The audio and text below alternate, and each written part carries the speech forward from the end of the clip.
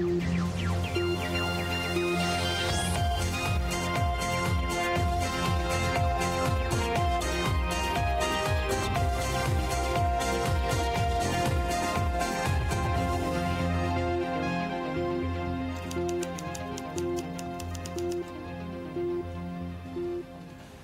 there, very good evening and welcome. This is Primetime News. We're coming to you live and direct this evening from our Newsfirst studios in Colombo. Bringing you the news, I'm Joel Outskun. Let's start off today with a look at the headlines. A 20-page submission to court by the Indian national who was accused of plotting the assassination of the president. Court issued notices to Malik Samaravikrama, Nandana Lokavithana and 50 others with regard to an alleged import fraud. JVP protest in Colombo with several demands, including salary hikes. Turkish president stated that the murder of Jamal Khashoggi was premeditated.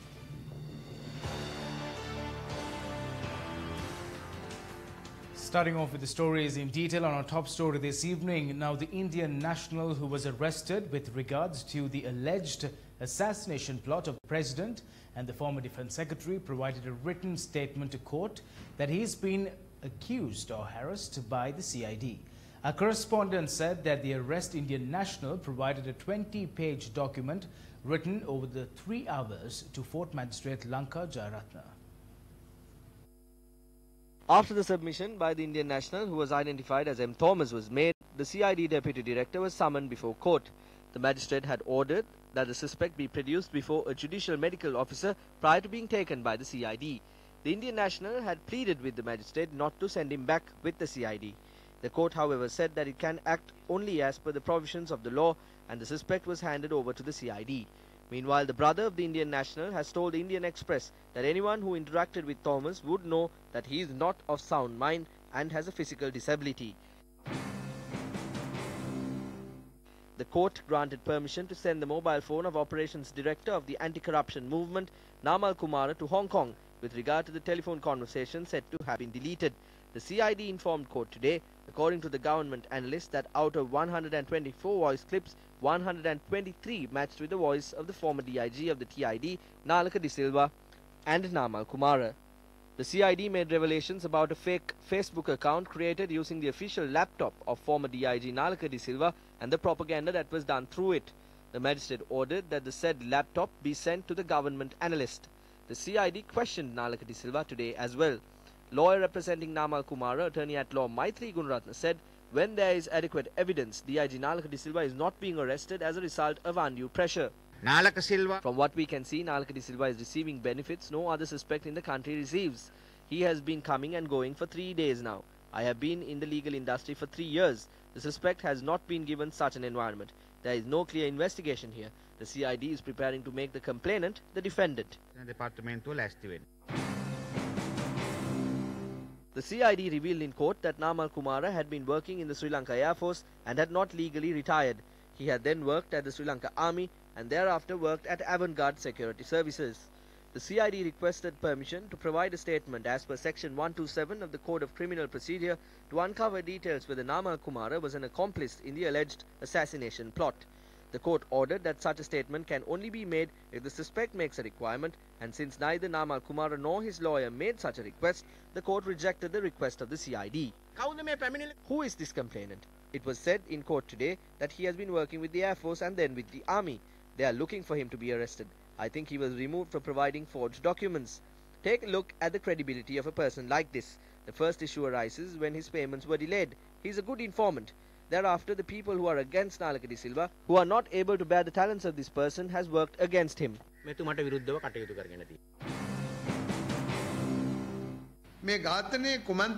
President speaking at the Cabinet says the Minister of Law and Order is responsible and that the investigations are slow. He is reprimanding the UNP here.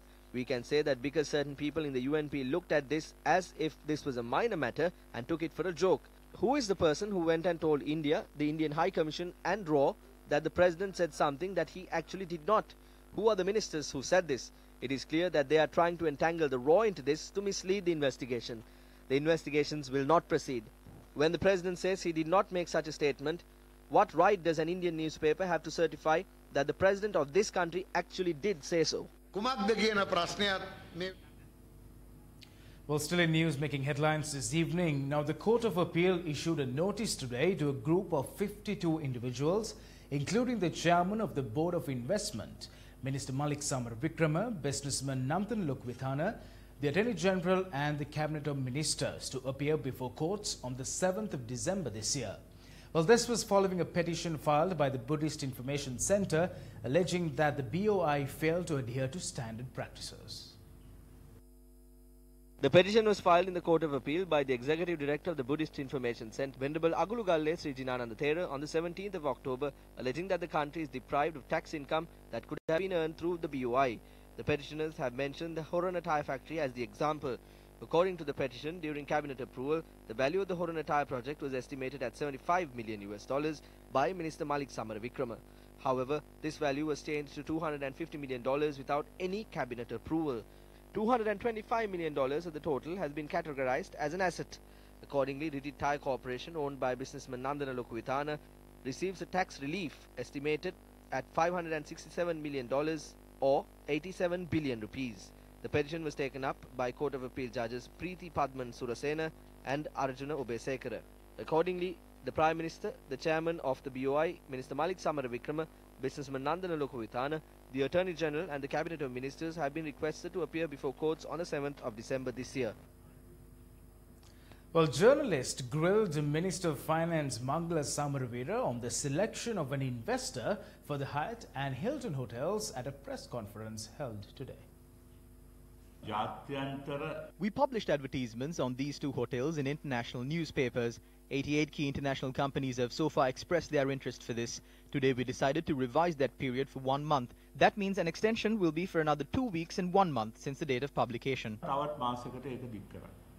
Parliamentarian Vasudeva Nanaikara claims the information he produced before, claiming that the Grand Hyatt deal had been fixed, had now been confirmed following the publication of a newspaper advertisement on the matter. In a letter to Prime Minister Ranil Wickremesinghe and Finance Minister Mangala Samaravira copied to the President, the MP says he did not see the advertisement published on the daily newspaper calling for expression of interest for the purchase of Hilton and Grand Hyatt on any other newspaper. The letter adds that the MP had taken steps to file a complaint at the Supreme Court based on the information that he received regarding the Hyatt deal. MP Nanaikara adds that his suspicion that this deal is a corrupt one was confirmed through the content of this advertisement. The advertisement published in the newspaper on the 18th of October calling for expressions of interest for the Grand Hyatt and Hilton Colombo had given time only up to the 31st of October, which is just 13 days. The MP notes the advertisement itself is evident that the time given is hardly adequate for the international bidders to be able to respond, as the process to even consider such a large investment takes much longer. MP Nanaikara adds that advisors to the government should be well aware that a considerable amount of time is required to attract investors for such a massive scale project. The MP goes on to note that these are prefix deals already in place. The MP requests the Prime Minister and the Finance Minister to stop forthwith proceedings with the advertisement and extend the time given to at least 3 months. Many deals of this nature had taken place in the past. In the Hambantota deal, although another Chinese company presented a competitive bid for the Hambantota port, the minister was changed and the port was sold off to a selected company. The tender relating to the LNG power plant in Keravalapitia is marred with a serious issue. Finally, an attempt was made to hand it over to Lanka Transformers, and even that was challenged in court. We continuously reported on how a selected company was favoured when awarding the Central Expressway project, even when companies had presented lower bids. Who received Japanese funds in return for this highway project? We are ready to reveal more information on this. Finally, it must be pointed out that the general public cannot be fooled. The public will make a decision soon. These white-collar thieves will have to face the punishment meted out through the decisions of the general public. Well, the Janata Vimukti Peramuna staged a protest in Colombo this afternoon, demanding a salary hike and to voice their objection against the conduct of the government and the ETF scandal. The protesters who commenced their protest opposite the Valakari prison marched towards the Colombo fort through the technical junction in Maradana.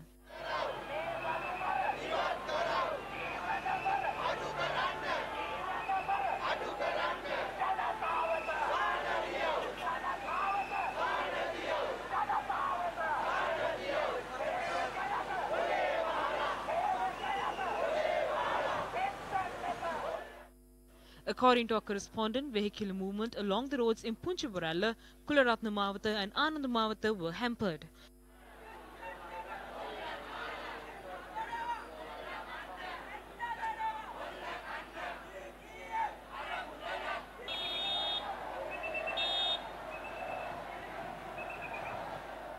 MPs of the Janata Vimukti Peramuna, including the leader, MP Anuruddha Kumara Dissanayake, and other party leaders joined the protest march.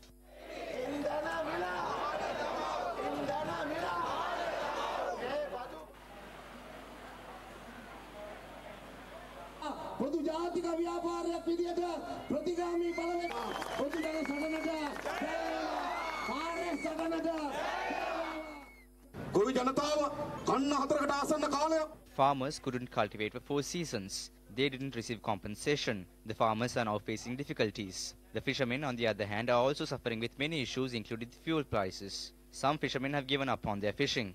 The educated youth in the country do not have employment opportunities because of the economic policies of Ranil Wickremesinghe. The citizens of this country are in distress. We shouldn't send these corrupt officials home while allowing more corrupt officials to come into power. We assure you that the JVP is not going to bring in more corrupt officials to send the ones in power home.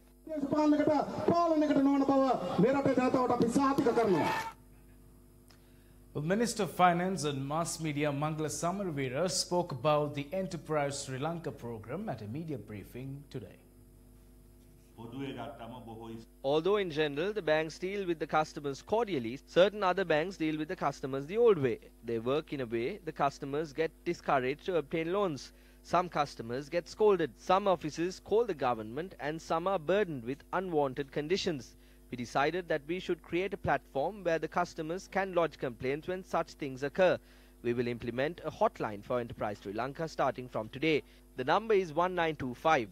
We request you to inform us if there is any complaint or a suggestion of anyone who wants to obtain a loan from the program.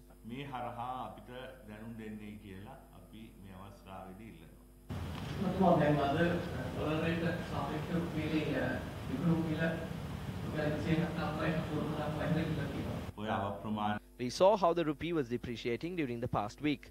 When the international market stabilizes, the currency will also stabilize. Let me tell this one more time.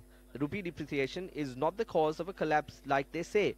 A bigger collapse was witnessed during the time of the politicians in the opposition who are now talking about an economic collapse. A depreciation of 14% was witnessed in 2012. As a responsible government and a responsible finance minister, I am not going to waste the country's reserves to tackle this issue. What's important for me is the repayment of loans for this year, next year and the year after, which were left by the Rajapaksas. It is not the depreciation. The economy will collapse if the debts are not repaid. On to some best news this evening. Now, the International Monetary Fund expects a strong 2019 budget given Sri Lanka's medium-term challenge amidst aspirations to accelerate socio-economic growth. Quoting IMF's mission chief for Sri Lanka, Manuela Goretti, Daily FT reports that Sri Lanka would need a strong 2019 budget aiming at further fiscal consolidation to secure debt on a sustainable downward path and support investor confidence as large debt repayments are coming due. She said given Sri Lanka's low revenue base, the authorities should continue to advance revenue-based fiscal consolidation. Goretti said for Sri Lanka to unlock its growth potential as well as strengthen the resilience of the economy to shocks, the country must persist with a multi-pronged reforms effort including revenue-based fiscal consolidation, improving the business climate and regional integration. The recommendation of a strong policy mix is being reiterated by IMF's mission chief, who noted the country's macroeconomic performance has been mixed in the first half of 2018. Well, shifting back to some news here at home. Now, President Maithripala Sirisena said as the common candidate assumed he was aligned with the UMP founded by the late D.S. Dudley Senanayake, but later on realized that he had not allied with such a UMP. The head of state made this statement at an event held in Colombo yesterday. The event was held at the BMICH to commemorate the first Prime Minister of Sri Lanka, D.S. Senanayake, F.R. Senanayake, former Prime Minister Dudley Senanayake and R.G. Senanayake. DS Maithripala Sirisena is a mixture of visions from both DS Senanayaka and Bandaranaike. When I defected from the Rajapaksa government in 2014 as a common candidate and I aligned myself with the UNP, I assumed I was joining with the UNP of DS and Dudley. Later I realized I was not aligned with such a UNP. DS Senanayaka was a true patriot, and justice, social equality and honesty were the true qualities of DS, Dudley, FR, RG and others. Those personalities were never tainted with corruption, fraud, theft and waste. That is why the UNP became a powerful political party. On a day we commemorate DS Senanayaka, I pray that the party he envisioned be reborn again. DS Dudley, එක්සත් ජාතික පක්ෂය මේ රටේ නැවත අනාගතයේ බිහි වේවා කියලා. Well, leader of the National Unity Alliance, Asad Saleh, convened a press conference in Colombo today.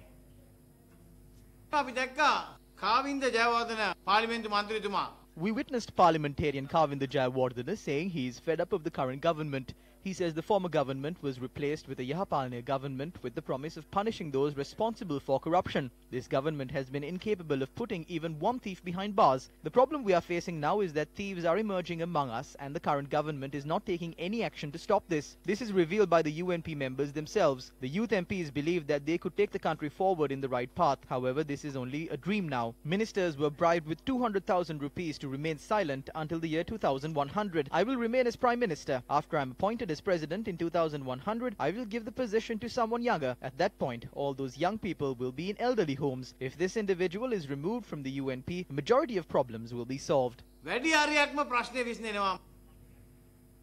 Sujata Kure was appointed as the new chairperson of People's Bank by President Maithripala Sirisena. Sujata Kure was the former secretary to the Ministry of Ports and Highways as well as the assistant secretary to the Ministry of Finance. She was also a board member of the Sri Lanka Insurance Corporation and the Board of Investment as well as in a number of state and private banks. The board of directors of People's Bank was dissolved last evening and a new board is yet to be appointed. Well, now giving evidence before the Presidential Commission of Inquiry on irregularities at Sri Lankan Airlines, Sri Lankan Catering and Mihin Lanka today was former Minister of Civil Aviation MP Priyanka Jayaratne and current Secretary to the Treasury Dr. R.H.S. Samarathunga. It was brought to the attention of the Commission today that the 500 million rupees of EPF funds used to acquire shares in Sri Lankan Airlines were utilized without cabinet approval. It was further revealed that appointments to the board of Sri Lankan Airlines were made against mandatory provisions of the Public Enterprise Department and CVs of appointees have not been maintained prior to 2015. The next witness, MP Priyanka Jayaratne, in his testimony confessed that he had never witnessed the airline's business plan despite the former minister having signed all documents and cabinet memos pertaining to the subject matter. He revealed that he was not informed of the capital infusion that came in from the treasury bonds worth 14.2 billion rupees which were issued in 2012 and 2013. He further stated that during his tenure as Minister of Civil Aviation during 2010 to 2015, he had never met the chairman of Sri Lankan Airlines and was not aware of the members of the board. According to MP Priyanka Jayaratne, today was the first time he witnessed such a document that included circulars of the PED and was not aware that appointments should be made adhering to guidelines outlined by this document. MP Priyanka Jayaratne stated that all nominations and appointments to the board of Sri Lankan Airlines came through the Presidential Secretariat, and though he was the former Minister of Civil Aviation, he was not responsible for any nomination. The minister stated that sometimes court practices go above the rules and regulations, even if such rules are imposed by the government. Unquote. The joint opposition convened a press conference in Colombo today. The rupee is continuously depreciating in an unusual speed. The first year the government took control, world oil prices had declined drastically and the government had a saving of $1.9 billion. While having funds in the country, a short-term loan of $1.5 billion was obtained from the Reserve Bank of India. $1 billion was obtained from China Development Bank and to defend the depreciating rupee, but all efforts in vain. Additionally, the government is set to raise $250 million through Panda bonds and another $250 million through Samurai bonds. Those in the Central Bank, BOI, Bank of Ceylon and People's Bank all work for the benefit of themselves, and this is affecting the people. It is very unfortunate. We therefore request the President to intervene in all matters and help rebuild trust and confidence among the people.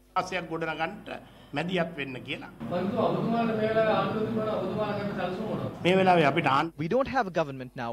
When we take over the government soon, like it was done in the past with Mahinda Rajapaksa, we will do it even better this time.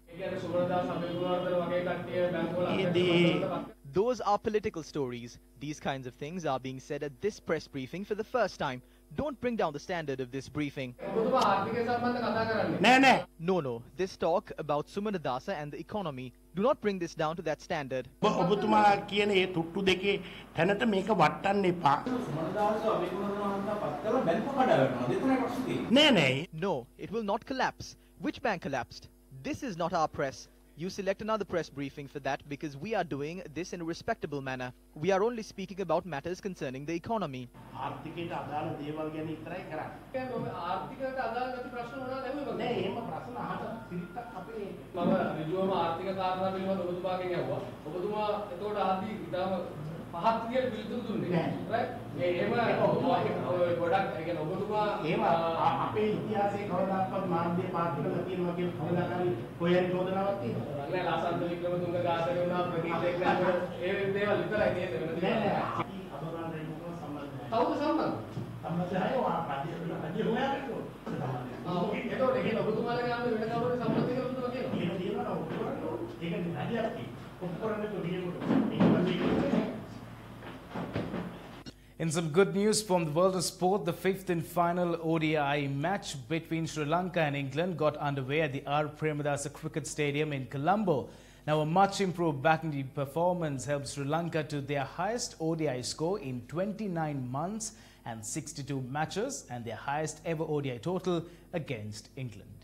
Well, the match was stopped a short while ago owing to rain when England's team was on 132 for 9 in 26.1 overs. Thereby, Sri Lanka won the fifth ODI by 219 runs according to the Duckworth-Lewis method. On that note, we wrap the news for tonight. Thank you very much for stopping by. I'm Zola Outscreen. Take care. Good night.